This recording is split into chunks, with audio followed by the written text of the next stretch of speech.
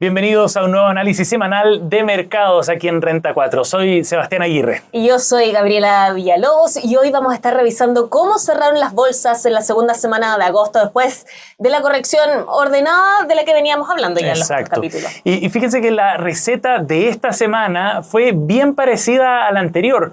Geopolítica, datos económicos, resultados empresariales y por último liquidez. Los mismos ingredientes de siempre, pero con un efecto mucho más contenido sobre los índices bursátiles. A ver, para empezar, recordemos algo y pongamos un poco de contexto. La semana pasada decíamos que esta no es una fase alcista clara, sino más bien una fase de consolidación. Una tendencia que tiene un fondo positivo, pero el mercado está digiriendo y corrigiendo los excesos acumulados en algunos segmentos ligados sobre todo a la inteligencia artificial. Claro, que ha sido el tema central quizás este año. Bueno, y eso se vio también en los números concretamente. Bolsas prácticamente planas. En Estados Unidos el Standard & Poor's 500 marcó un nuevo récord histórico el jueves, pero en la semana subió apenas un 0,36%. El Nasdaq, en tanto, avanzó todavía menos, 0,14% solamente, y el Dow Jones retrocedió finalmente un 0,2%.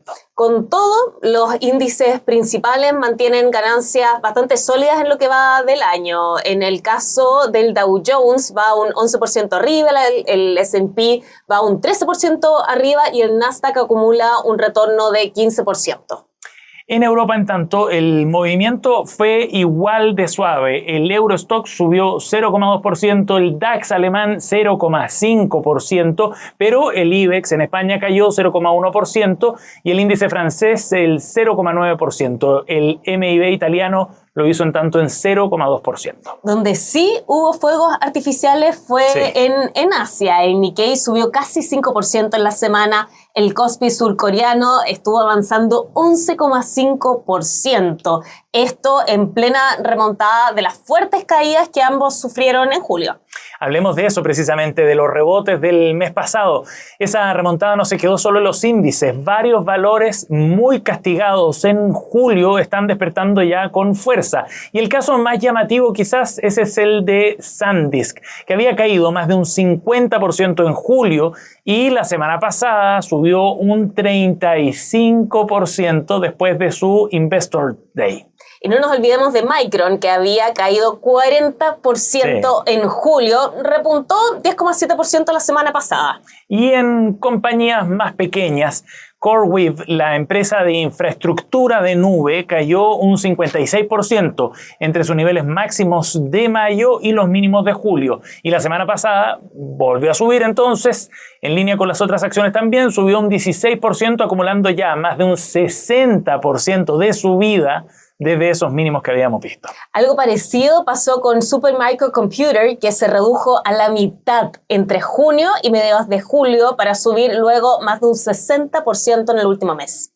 Son ejemplos finalmente de lo que venimos llamando esta corrección ordenada en los mercados. Aunque, siendo honestos, son movimientos tan bruscos como estos los que precisamente no son ordenados, ¿no? Sí, así lo entiende el mercado. Exactamente. Tampoco parece ordenada la corrección que dejó fuera del mercado al fondo Situational Awareness del gestor Leopold Aschenbrenner, que provocó pérdidas de $15.000 millones al broker dealer de moda en Wall Street, Jane Street. Bueno, lo que queremos decir con ordenada finalmente es que el mercado corrige los excesos de algunos valores específicos o ciertos sectores también, pero sin generar pánico ni tampoco un desplome generalizado. Los índices al final se sostienen porque otros valores son los que van tomando la posta, el relevo. Sí, y exactamente un ejemplo perfecto de esa rotación fue lo que pasó en la última semana de julio. SanDisk cayó 15%, curiosamente tras resultados bastante brillantes, y Micron, del que hablábamos recién, un 10%, pero esa misma semana Microsoft subió 21,7%, Amazon lo hizo en 17% tras presentar sus reportes corporativos. Bueno, esta segunda semana de agosto fue justo al revés. SanDisk se disparó tras su Investor Day, como les contábamos. Micron subió con fuerza tras resultados, pero Amazon cayó un 4,3%, Microsoft un 0,9%. Los índices al final compensan subidas y bajadas y apenas se mueven. Sí, bueno, lo que hemos dicho en ocasiones anteriores también, el mercado se sostiene con los resultados corporativos, pero no nos olvidemos de la macro. También. Esta semana conocimos el IPC de Estados Unidos, el índice de precio del productor y las ventas minoristas de julio en ese mismo país, en Estados Unidos. Para hacer algo de memoria, el IPC general quedó en 3,4% en los últimos 12 meses, con la inflación subyacente en 2,5%. Y el indicador de precios al productor, el de los precios industriales, quedó por debajo de lo esperado, tanto en el dato general como también en el subyacente. El crecimiento sí muestra síntomas de cierta desaceleración. Las ventas minoristas cayeron 0,6% en julio, pero según el análisis, sin acercarse ni de lejos todavía a una recesión. Bueno, y con eso tenemos buenas noticias, porque el temido escenario de esta inflación queda descartado, al menos por ahora, y con él también las posibles subidas de las tasas de interés. Y aquí está, según algunos expertos, el verdadero soporte entonces para las bolsas.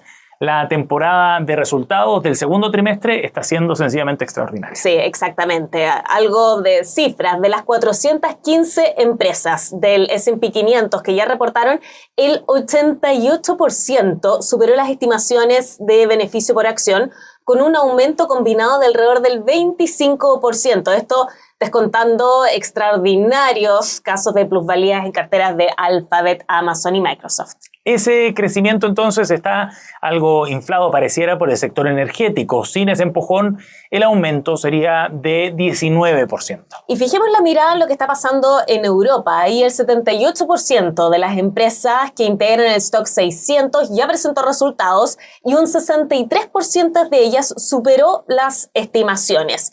Si es que miramos los beneficios por acción, hay un crecimiento en 12 meses del 23%, apoyado también por la energía, la banca y el sector de los automóviles. Sin la energía, el crecimiento sería de solo 13%.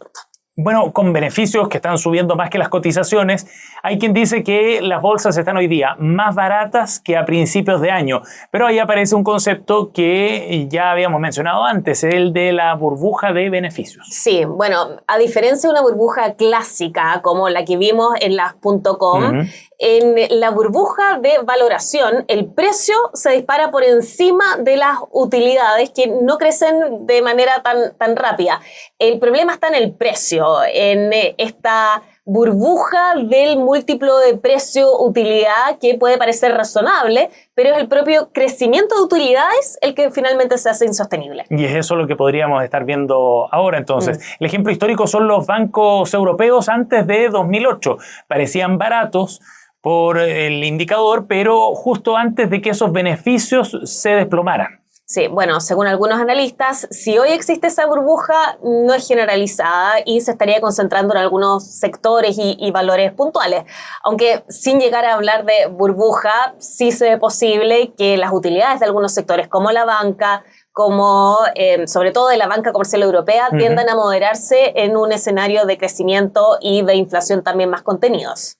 De momento, entonces, las bolsas viven de un sueño, el de Elon Musk y el resto de los grandes magnates de Silicon Valley, como Mark Zuckerberg también, que hace unos días publicaba un manifiesto directamente titulado "El futuro es para todos". Sí, bueno, es la promesa de una economía a otra escala, la economía espacial, una inteligencia artificial tan potente que según el mismo Zuckerberg va a dar cientos de millones de personas más capacitadas para generar riqueza. Musk, además, ha estado hablando de duplicar el PIB global en 5 años y de un mundo donde en 10 años más el dinero no haría falta, en esta famosa entrevista que dio al Economist. Claro, una suerte de sobreabundancia. Sí. Mientras se confirma o no si se va a cumplir ese sueño, esta semana llega un dato bien clave, los resultados de Nvidia. Claro, y también sabremos cómo está el consumidor estadounidense con los resultados de las grandes cadenas minoristas. Estamos hablando aquí de Walmart, de Home Depot, de Target,